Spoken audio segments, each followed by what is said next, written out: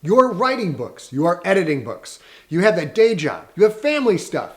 Your llama got rabies and bit a cop, and now you have to bring it in before it gets sent to the gulag. Well, let me add one more straw to that overburdened camel's back. If you want to be an author long term and sell lots of books over the next few decades, you need a website, and you need it now.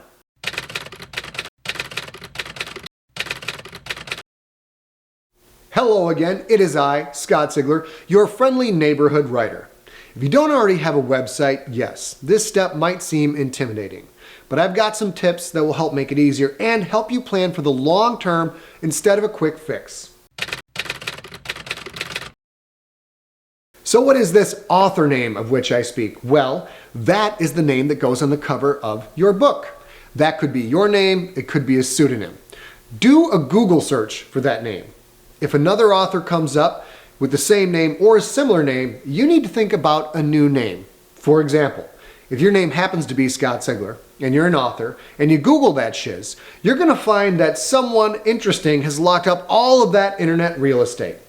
This is important because down the road, when people hear about you and try and look you up, you want them to find you, not somebody else. If they have to click down 2 or 3 pages to find you, odds are they're not going to do that. Sorry, any John Smiths who happen to be watching this, you're going to need to get yourself a pen name. If you find out no one is taking up your name, cool.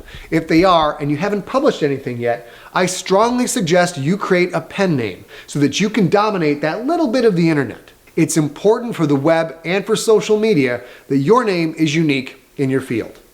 If you've already published stuff and you want to stick with your name, that's cool. But if you have an opportunity to rebrand your existing books so you can get a unique name in the marketplace, consider that strongly. Here's a tip. Technology is always changing. The software you use will vary as the years roll on.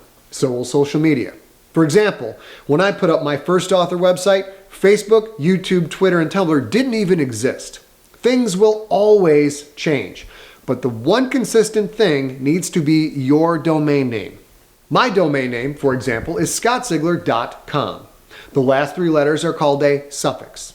I also have the domain scottsigler.net, where the .net is the suffix. The golden ticket of this quest is yourname.com. If you can't get it, that's okay. It's not as important as it used to be. If it's taken, yourname.net is the next best thing, or use .org, .tv, or any number of available suffixes. However, remember step 1. If your name happens to be, I don't know, Stephen King, you are screwed even if you can get stephenking.tv or some other obscure suffix. Help yourself out. Come up with a pen name that lets you snag yourauthorname.com. You will thank me later. I advertise for GoDaddy.com, which has a helpful search function, as do most domain providers. If you find the domain name you want, snag it. Even if you don't have a book out yet, buy it, because someone else will get that domain soon. And once someone else has it, it is almost impossible for you to get it back. If you decide to use GoDaddy, when you check out, use this handy GoDaddy code right down here to get a crazy deal on that domain name. Now, you don't need all of GoDaddy's bells and whistles right now, so pass on those, but get the domain locked up. If you have any questions, call GoDaddy customer support because you'll talk to a real person that knows his or her stuff. In a word, no. Your website is about you as a creator. You are the brand of your company.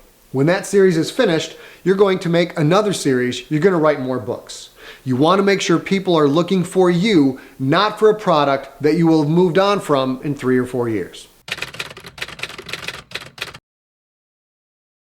You can use those sites for the website engine to make your site, but do not stake your future on a site that is, say, authorname.blogspot.com.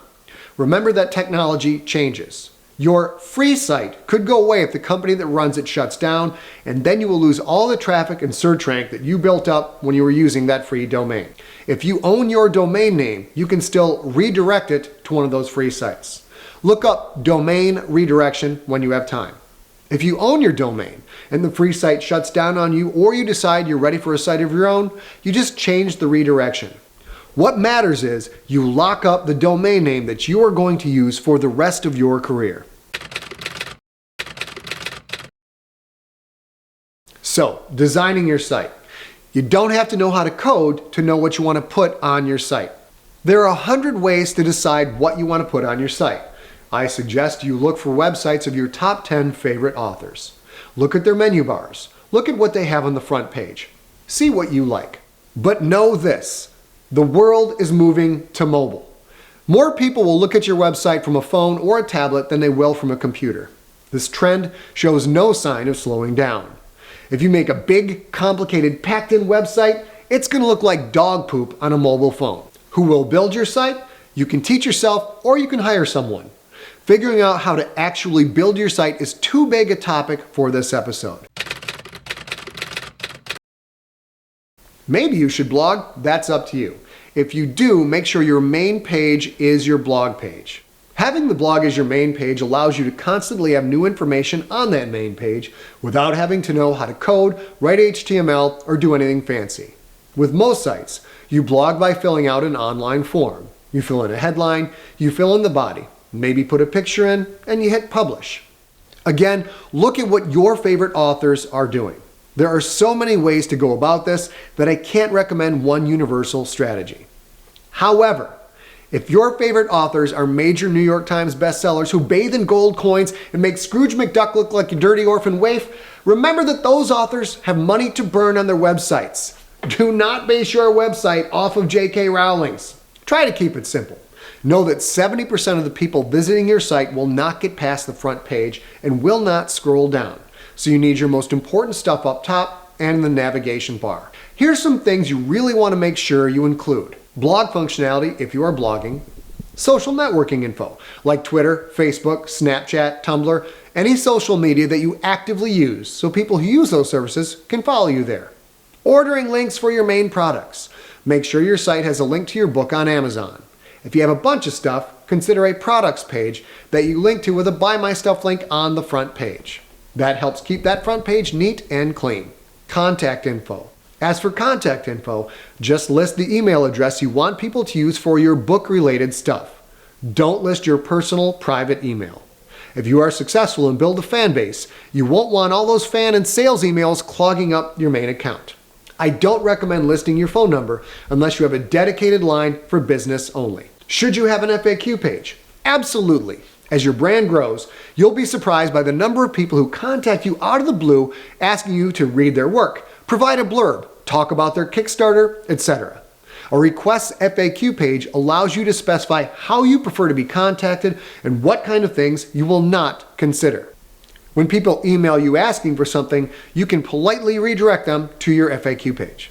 As your career grows, what you need your site to do will change. Your site can't be all things to all people, so don't try to make it that way. Trust me when I say, keep it simple. The time you spend maintaining your site is time you are not creating new product. ScottZiegler.com has changed completely 4 times over the past 10 years. I learned as I went, and you will too. A simple site is better than no site at all. And the simpler it is, the easier it is to shift with the times. That's it for this episode of So You Want to Be a Writer. In episode number 7, we will talk about the horror of working for free. Should you? Shouldn't you? Check it out to find out. And until then, keep on creating. Why did you ruin my website? Why did you do it?